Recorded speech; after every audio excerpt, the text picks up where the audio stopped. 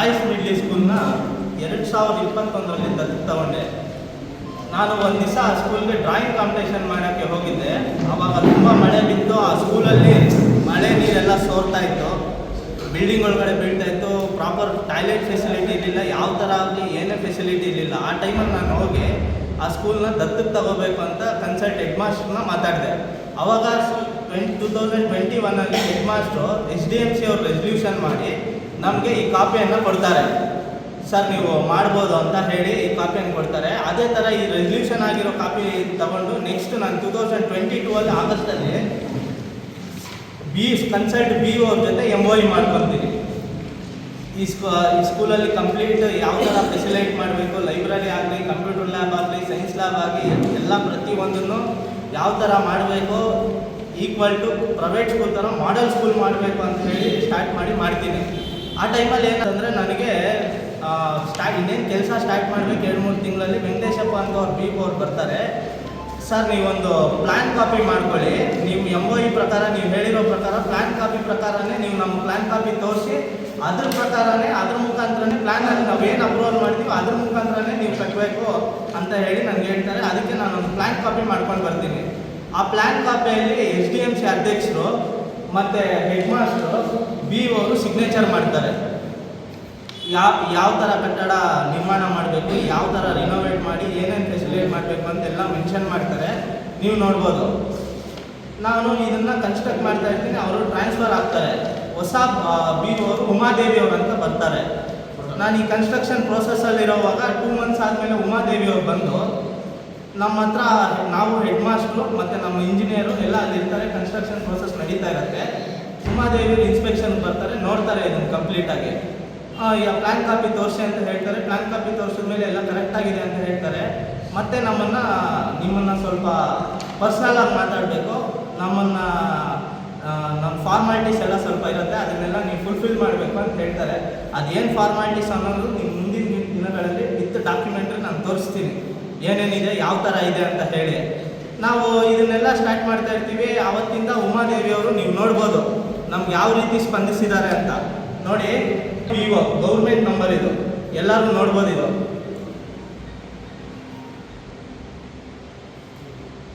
Block list ಹಾಕಿರ್ತಾರೆ ನನ್ನ ನಂಬರ್ನ. ನೋಡಿ, ಒಂದೊಳ್ಳೆ ಕೆಲಸ ಮಾಡೋಕ್ಕೋದ್ರೆ ಬ್ಲಾಕ್ ಲಿಸ್ಟ್ ಹಾಕಿರ್ತಾರೆ ನನ್ನ ಈ ನಂಬರ್ನ. ಯಾಕಂದರೆ ನಾನು ಅವ್ರ ಹತ್ರ ಫಾರ್ಮಾಲಿಟೀಸ್ ಮಾತಾಡಿಲ್ಲ ಅಂತ ಹೇಳಿ ಸ್ಟಾರ್ಟ್ ಮಾಡ್ತಾರೆ. ಅಲ್ಲಿಂದ ನನಗೆ ತೊಂದರೆ. ಯಾವ ರೀತಿ ತೊಂದರೆ ಸ್ಟಾರ್ಟ್ ಮಾಡ್ತಾರೆ ಅಂತಂದರೆ, ಎಕ್ಸ್ಟ್ರಾ ಫ್ಯಾಕಲ್ಟಿ ಬೇಕು ಅಂತಂದರೆ ನಾನು ಒಂದು ಲೆಟ್ರ್ ಕೊಡಬೇಕು. ಆ ಲೆಟ್ರ್ ಕೊಟ್ಟರು ನನಗೇನು ರೆಸ್ಪಾನ್ಸ್ ಇರಲ್ಲ. ಮತ್ತು ಜೊತೆಗೆ ನಾನು ಅಲ್ಲಿ ಕನ್ಸ್ಟ್ರಕ್ಟ್ ಮಾಡಿರೋಂಥ ಕಿಟಕಿ ಮತ್ತು ವಿಂಡೋಸು ಮತ್ತು ಡೋರ್ಸ್ ಎಲ್ಲ ತೆಗೆದಿರ್ತೀನಿ ಹಳೆವನ್ನ. ಅದನ್ನು ತೆರವು ಮಾಡಿಸ್ಬೇಕಂತಂದ್ರೂ SDMC ಪರ್ಮಿಷನ್ ಬೇಕು, BO ಅವರು ಗೈಡ್ಲೈನ್ಸ್ ಕೊಡಬೇಕು ಹೆಡ್ ಮಾಸ್ಟರ್ಗೆ. ಆವಾಗ ಸಮೇತ ನಾನು ಯಾವ ರೀತಿ ಸ್ಪಂದನೆ ಮಾಡಿರಲ್ಲ, ಅದನ್ನು ಸಮೇತ ಇಲ್ಲಿರುತ್ತೆ.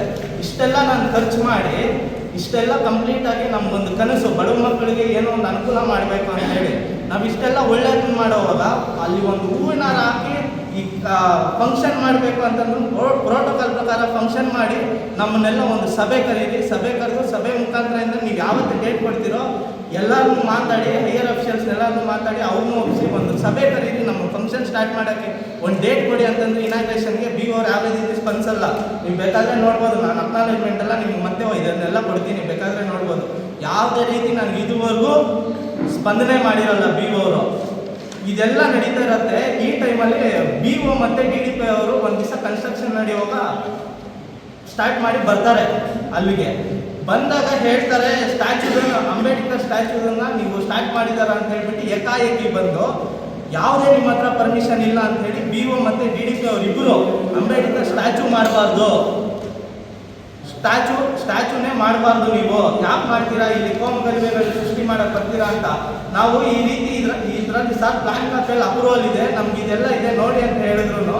MOU ಮಾಡ್ಕೊಂಡಿದ್ದಾರೆ, ಅದರಲ್ಲಿ ಡ್ರಾಯಿಂಗ್ ಮತ್ತು ಡಿಸೈನ್ ಅದ್ರ ಪ್ರಕಾರ ಕನ್ಸ್ಟ್ರಕ್ಟ್ ಮಾಡ್ತೀವಿ ಅಂತ ಹೇಳಿದ್ರು ಯಾವುದೇ ರೀತಿ ನಮಗೆ ಸ್ಪಂದಿಸಲ್ಲ. ಇದು ಅಪ್ರೂವಲ್ಲೇ ಅಲ್ಲ ಅಂತ ಹೇಳ್ತಾರೆ. ನೋಡಿ, ಬೇರೆಲ್ಲ ಕರೆಕ್ಟ್ ಅಂತೆ. ಆ ಬಿಲ್ಡಿಂಗಲ್ಲಿ ಏನು ರಿನೋವೇಷನ್ ಮಾಡ್ತಾರೆ, ರೂಮ್ ಆಗಲಿ ಟಾಯ್ಲೆಟ್ ಆಗಲಿ ಎಲ್ಲದಕ್ಕೂ applicable ಆಗತ್ತಂತೆ. Accept Ambedkar statue, Baba Saheb Ambedkar statue ಮಾತ್ರ ಅಪ್ಲಿಕೇಬಲ್ ಆಗಲ್ವಂತೆ ಪರ್ಮಿಷನ್ ಲೆಟ್ರು. ನನಗೆ ಗೊತ್ತಿಲ್ಲ. BO ಅವ್ರಿಗೆ ನಾನು ಈ ಮುಖಾಂತರ ಕೇಳೋಕ್ಕೆ ಇಷ್ಟಪಡ್ತೀನಿ, ಏನು ನಾನೇನಾದರೂ ಅಲ್ಲಿ ಕಮರ್ಷಿಯಲ್ ಕಾಂಪ್ಲೆಕ್ಸ್ ಕಟ್ತಾ ಇದ್ದೀನ, ಇಲ್ಲ ಅಂತಂದರೆ ಅಲ್ಲೇನಾದರೂ ನಾನು ನಮ್ಮ ಮನೆ ಏನಾದರೂ ಕಟ್ಕೊತ ಇದ್ದೀನಾ, ಇಲ್ಲ ಅಂತಂದರೆ ನಾನೇನಾದ್ರು ರಿಯಲ್ ಎಸ್ಟೇಟ್ ಮಾಡೋಕ್ಕೆ ಏನಾದರೂ ಸೈಟ್ ಏನಾದರೂ ಮಾಡ್ಕೊತ ಇದ್ದೀನಾ? ಯಾಕೆ ಬಿ ಓ ಅಷ್ಟು ಮಾತ್ರ ಸ್ಪಂದಿಸೋಕೆ, ಬಡ ಮಕ್ಕಳು ಮಾಡ್ತಾ ಇರೋದಕ್ಕೆ ಸ್ಪಂದಿಸೋಕ್ಕಾಗಲ್ವಾ? ಏನು ಬಾಬಾ ಸಾಹೇಬ್ ಅಂಬೇಡ್ಕರ್ ನಾವು ವಿಗ್ರಹ ಪ್ರತಿಷ್ಠಾಪನೆ ಮಾಡೋದಕ್ಕೆ ಯಾಕೆ ಇವಾಗ ಅದನ್ನೇ ಸ್ಪೆಸಿಫಿಕಲಿ ಟಾರ್ಗೆಟ್ ಮಾಡಿ ಯಾಕೆ ನನಗೆ ಪಾಯಿಂಟ್ ಔಟ್ ಮಾಡ್ತಾ ಇದ್ದೀರಾ? ಏನು ಸರ್, ಈ ಕಾಲದಲ್ಲಿ ಒಳ್ಳೆ ಕೆಲಸ ಮಾಡೋಕ್ಕೆ ಬಂದ್ರೂ ತೊಂದರೆಗಳು ಅನುಭವಿಸ್ಬೇಕಾ ಸರ್? ನಿಜವಾಗ್ಲೂ ನನಗೆ ಈ ವಿಚಾರದಲ್ಲಂತೂ ತುಂಬ ಬೇಜಾರಾಗೋಗಿದೆ. ಒಂದು 10 ಜನ ಬಡವ ಮಕ್ಕಳು ಒಳ್ಳೇದು ಮಾಡ್ಬೇಕಂತ ಬಂದರೆ ಬಿ ಒ ಮತ್ತು ಡಿ ಡಿ ಪಿ ಅವರು ತುಂಬ ನನಗೆ ಬೇಜಾರಾಗೋಗ್ಬಿಟ್ಟಿದೆ. ಸೋಷಿಯಲ್ ಸರ್ವಿಸ್ ಏನಕ್ಕೆ ಈ ಪ್ರೊಫೆಷನ್ಗೆ ಬಂದಿದ್ದೀನಿ ಅನಿಸ್ತಾ ಇದೆ. ಏನು ಸರ್, ಬಾಬಾ ಸಾಹೇಬ್ ಅಂಬೇಡ್ಕರ್ ಅವ್ರು ಪುತ್ರಿ ಇಡಬಾರ್ದು ಅನ್ನೋಕ್ಕೆ ಯಾಕೆ ಸರ್, ಯಾಕೆ ಇಡಬಾರ್ದು ಸರ್?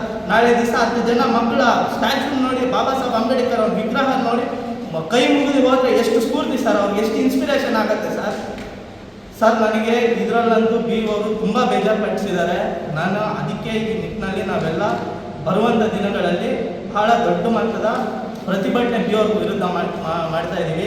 ಇನ್ನು ಮುಂದಿನ ದಿನಗಳಲ್ಲಿ ಏನಾಗುತ್ತೆ ಅನ್ನೋದು ಎಲ್ಲ ನಮ್ಮ ಅಣ್ಣ ತಮ್ಮಂದಿರು ಇಲ್ಲಿದ್ದಾರೆ ವೇದಿಕೆ ಮೇಲೆ, ಅವರು ನೀಟಾಗಿ ಡೀಟೇಲಾಗಿ ಎಕ್ಸ್ಪ್ಲೈನ್ ಮಾಡ್ತಾರೆ.